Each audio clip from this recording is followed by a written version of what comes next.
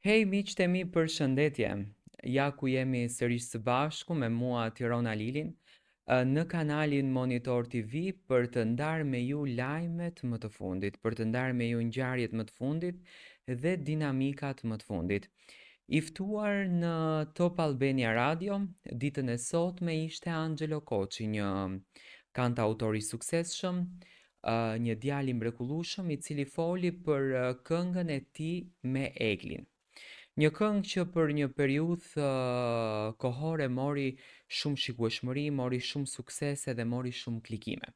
Do me thëmë për vetëm 10 ditë, kënga ka kaluar mbi 1.3 milion klikime, mbi 1.3 milion shikime. Dashuria e madhe e shqiptarëve e mbështetën pafund këtë projekt. E duar trokitën këtë projekt dhe i dhanë shumë dashuri. Angelo Koçi e tregoi se si ka rjedhuar bashkëpunimi me Egli Takon. Do me thënë më njëherë pas përfundimit së Big Brother VIP Albania, Egli ka vajtur tek studio Angelos duke i kërkuar që të bëni një bashkëpunim, do me thënë të sillni një projekt, një këngë të bukur që publiku shqiptar do ta duartërkiste, do t'i jepte emocion dhe do t'i jepte pasion. Angelo e ka nisur këngën ta punon dhe në atë moment ka ardhur mendimi që Egli dhe Angelo të bënin një projekt bukur, një këngë e cila nuk mendoheshte që do të pritej kaq mirë.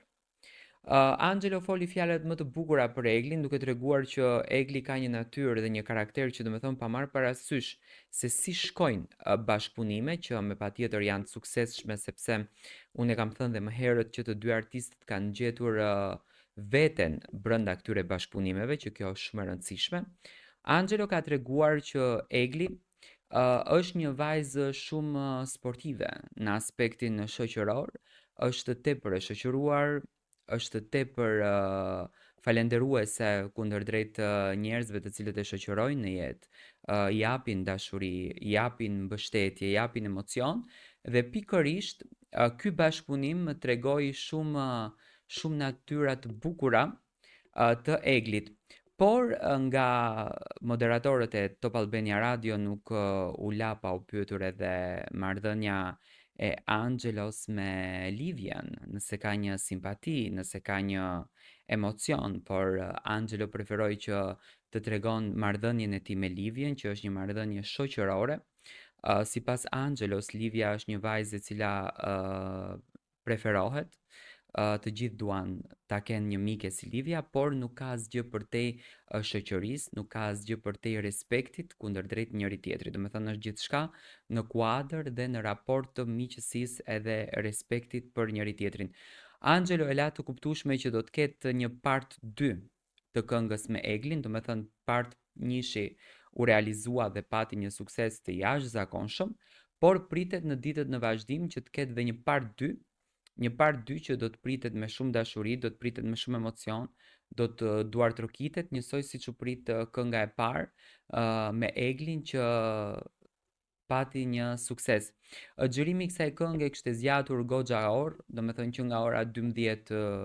e mëngjesit deri në orën 6 të mëngjesit dhe e tëra ishte realizuar në Tiranë, domethënë është një projekt që është punuar me muaj të tërë për të ardhur deri këtu, por që nga suksesi që patën Angelo dhe Egli Tako, që tashmë janë miq, shok shumë të mirë, dashamirë shumë të mirë, do vazhdojnë, do me thënë, suksesin, do vazhdojnë këtë ritëm të bashkëpunimit edhe në vazhdim. Dua të marr mendimin tuaj për këtë bashkëpunim të dytë si do të jetë